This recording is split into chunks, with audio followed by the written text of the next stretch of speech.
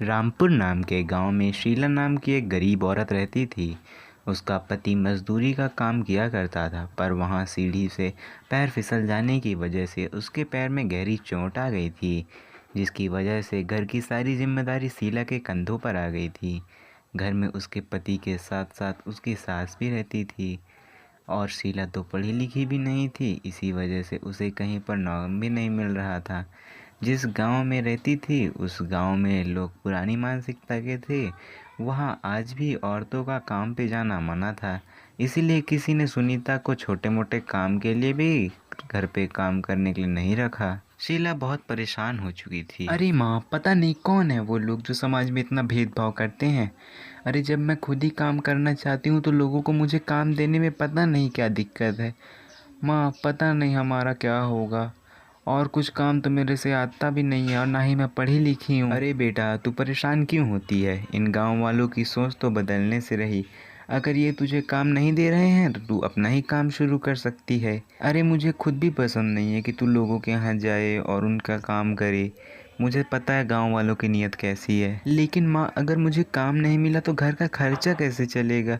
और उनकी दवाइयाँ भी लानी होती हैं। अरे बेटा, आजकल बाज़ार में खाने पीने का बहुत अच्छा काम चलता है, तो अपना कुछ वही काम देख ले। और वैसे भी मैं तो तेरे साथ हूँ ही। दोनों सास बहू आपस में बात कर रही थी कि तभी वहीं सुरेश का दोस्त सुनील आ जाता है। अरे सुनील बेटा, आओ, बड़े दिनों बाद आए हो। कैसे हो? तुम्हारे घर परिवार में सब ठीक है ना? हाँ हाँ काकी, सब ठीक है। मैं तो यहाँ सुरेश से मिलने आया था। सुना उसके पैर में बहुत चोट लग गई है। हाँ बेटा, वो अंदर अपने बिस्तर पर आराम कर रहा। जाओ तुम जाके मिल लो उससे। वो क्या है ना भैया, वो चल फिर नहीं सकते हैं, इसीलिए वो अंदर ही आराम कर रहे हैं। आप उनसे बात करिए, तब तक मैं आपके लिए नाश्ता लाती हूँ। सुनीता के यहाँ सवेरे के चावल रखे हुए थे, इसीलिए वो उसमें राजमा बनाकर राजमा चावल बना देती है। अरे वाह भाभी, आज तो इतने समय बाद राजमा चावल खा रहा हूँ। इसका स्वाद तो अलग ही होता है, और ये राजमा चावल तो सच में बहुत स्वादिष्ट है। भैया, मेरी माँ बहुत अच्छा राजमा चावल बनाती हैं। मैंने भी ये राजमा चावल बनाना उन्हीं से सीखा है। अरे भाभी, जब आपसे इतना अच्छा राजमा चावल बनाते बनता है तो आप क्यों काम ढूंढ रही हैं? मैं तो कहता हूँ आप राजमा चावल का ठेला ही डाल दीजिए, आपकी खूब कमाई हो जाएगी, और राजमा चावल को देखकर आपके पास बहुत सारे लोग आ जाएंगे। वैसे आप बात तो ठीक कह रहे हो भैया, अभी माँ जी और मैं इसी बारे में सोच रहे थे। आपने तो मेरी परेशानी को ही हल कर दिया। लेकिन बाज़ार में ठेला लगवाने के लिए मेरे पास पैसे ही नहीं हैं, और ठेला तो बहुत महंगा आएगा भैया। आप उसकी चिंता मत करिए भाभी, आपके लिए ठेले का इंतज़ाम तो मैं कर दूंगा। मेरा एक दोस्त लकड़ी का काम करता है, मैं उससे एक ठेला बनवा दूंगा। आपके पास जब भी पैसे आ जाएं मुझे दे दीजिएगा। आपका बहुत बहुत धन्यवाद भैया, आप नहीं जानते आपने मेरी कितनी मदद की है।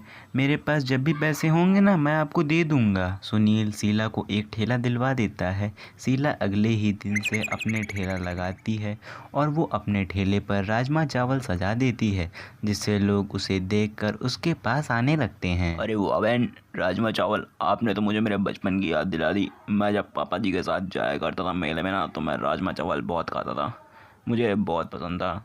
आप तो एक काम करिए, मेरे लिए एक प्लेट राजमा चावल की लगा ही दीजिए। राजमा तो बिल्कुल तैयार है भैया, मैं आपको अभी देती हूँ। शांति गरम गरम राजमा चावल ग्राहक को देती है, तो उसका स्वाद उसे बहुत पसंद आता है। राजमा चावल तो आपने बहुत स्वादिष्ट बनाया है बहन। आजकल तो ये नाश्ते वाले लोग राजमा चावल के नाम पे पता नहीं राजमा में ऐसा क्या डाल देते हैं कि उसमें स्वाद ही नहीं आता। आपने तो बहुत ही टेस्टी राजमा चावल बनाया है।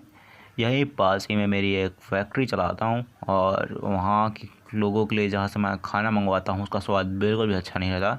इसलिए मैं आपको अपनी फैक्ट्री के सभी मज़दूरों की तरफ से आपके पास खाने का ऑर्डर देता हूँ। आप एक काम करिए, मेरी फैक्ट्री में से बहुत लोग काम करते हैं, तो आप 200 प्लेट दोपहर में राजमा चावल भिजवा दिया करिएगा।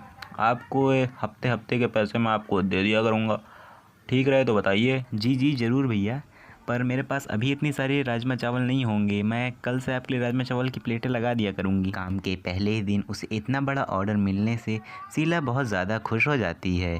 वो घर जाकर अपनी सास को इस बारे में बताती है, और सास भी बहुत खुश हो जाती है। मैं तो तुझसे पहले ही कहती थी, तुझे गाँव में काम करने की ज़रूरत ही नहीं है। अगर तू अपना काम करेगी तो तेरा काम वैसे भी अच्छा चलेगा। देख, आज तुझे तेरे काम का पहले दिन इतना बड़ा ऑर्डर मिल गया ना। हाँ माँ, और अब तो मैं सुनील भैया के पैसे भी लौटा दूंगी। आखिर आज उनकी मदद से हमारा काम शुरू हो गया, वरना मेरे पास तो ठेले खरीदने तक के पैसे नहीं थे। शीला अब रोज़ अपने राजमा चावल का ठेला लगाती थी। वो फैक्ट्री में 200 प्लेट राजमा चावल देती थी, बाकी समय ठेले पे राजमा चावल बेचती थी, जिससे उसकी हर रोज़ की कमाई बहुत अच्छी होने लगी। धीरे धीरे उसे ऑफिस के आसपास के टिफ़िन के ऑर्डर भी मिलने लगे। सिर्फ एक ही महीनों में उसे बहुत ऑर्डर मिलने से ठेले का काम उसके लिए मुश्किल हो रहा था।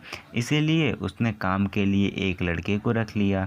दिन दुगनी रात चौगनी तरक्की होने लगी। कुछ ही दिनों में उसने एक नया और अच्छा सा घर बनवा लिया। उनके घर के हालात बहुत सुधर गए थे, लेकिन वो कहते हैं ना कि सफलता के साथ साथ जलने वाले लोगों की भी कमी नहीं होती है। जब से ये सुरेश की बीवी ने अपना राजमा चावल का ठेला लगाया है ना, ये कुछ ज़्यादा ही अमीर हो गए हैं।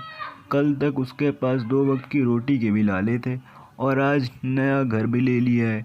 इनका घमंड आसमान छूता जा रहा है। मैं तो चाहता हूँ इनका काम बंद हो जाए, तभी इसकी अकल ठिकाने आएगी। भैया, कुछ ना कुछ तो करना पड़ेगा। सही कह रहे हो भैया। मैं एक समय था जब ये लोग दाल चावल तक मेरे घर से मांगने आया करते थे। वो कहते हैं ना कि गरीबों के हाथ खजाना लग जाए, इनका तो वही हाल हो गया है। वैसे भी हमारे गांव में औरतें काम नहीं करती, पर इनके अंदर जरा भी लाज शर्म है नहीं। इसके खिलाफ आवाज़ उठानी ही होगी भैया। शीला अच्छी कमाई कर रही थी, बस इसी वजह से लोग उससे जल रहे थे। काम बंद करवाने के लिए वो लोग उसके घर पहुंच जाते हैं। अरे ओ बहन, हमने सुना है तुम्हारी बहू बाजार में ठेला लगाती है, तभी तुम्हें थोड़ी सी लाज शर्म नहीं है क्या जो अपनी बहू से बाजार में काम करवाती हो? शर्म आए तुम्हें? मुझे क्यों शर्म आने लगी? मेरी बहू मेहनत से पैसे कमाती है, मुझे उस पर गर्व है। अरे तुम्हारी बहू ने ऐसा क्या काम कर दिया जो तुम्हें इतना गर्व हो रहा है? और वैसे भी आज तक हमारी बहू बेटियों ने कभी बाहर जाकर काम नहीं किया है, और तुम अपनी बहू से काम करवा रही हो। पूरा गांव शर्मिंदा हो रहा है तुम पर। देखो देखो, शर्मिंदा होने की बात कर भी कौन रहा है? जिसका एक बेटा नशेड़ी और दूसरे का बेटा काम वाली के साथ भाग गया। दूसरे के घर में ध्यान देने की जगह अपने बच्चों पर ध्यान दो। आए बड़े मेरी बहू को बारे में बोलने वाले। अगर अब मैंने तुम्हारे मुंह से ऐसी बातें सुन ली ना, तो तुम्हारे लिए अच्छा नहीं होगा। शालिनी उन्हें खरी खोटी सुनाकर चुप करवा देती है। बाहर भी लोग यही बातें करते हैं, तो शीला सारी बातें अपनी सास को बताती है। अरे बेटा, तू क्यों लोगों की बातों पर ध्यान देती है? लोग तो कुछ ना कुछ कहते ही रहेंगे, तू बस अपने काम पर ध्यान दे। ये सब तुझसे जलते ही रहेंगे। इन्हें और किसी काम से मतलब थोड़ी है, इन्हें तो सिर्फ दूसरों की तरक्की से जलना आता है। अपनी सास की ऐसी बातें सुनकर उसके अंदर थोड़ी हिम्मत आती है, और वो अपना काम करती रहती है। कुछ समय बाद उसके पति की तबीयत भी सही हो जाती है। अब वो दोनों मिलकर अपना काम अच्छे से करते हैं और खूब तरक्की करते हैं।